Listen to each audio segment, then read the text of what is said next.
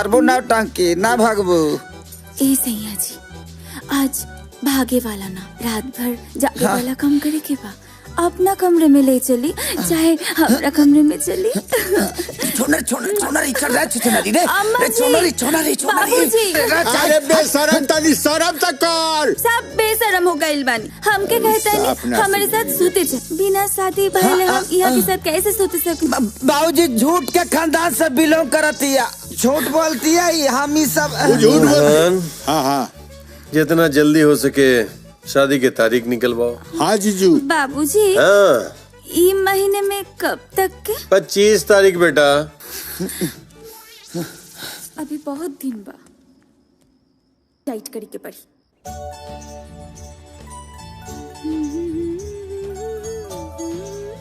मामा गजब के बसंती बिहार बहाता। देख तूफान आ रहा बा। अरे बाप, हो गई बांटाधार। हाँ हाँ हाँ। बाबूजी आई खाना खा ली। अरे बिटिया तोरा यहाँ आवे के का जरूरत रहे? बाबूजी बाद में ये सब तो हमरे ही करी के बा।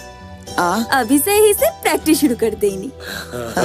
ये ठीक बा, अच्छा कहले तू।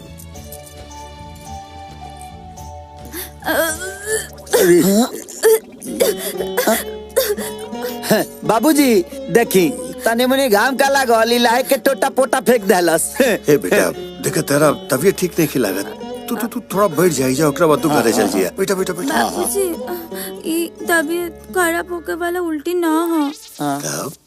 रवा रवा दादा बनने वाले बनी।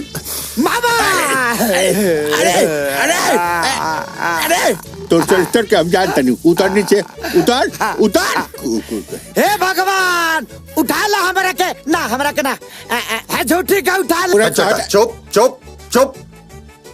जिया जी, अब लगा था बहुत देर हो गई, जल्दी जल्दी अगर ब्याह के दिन तय करा।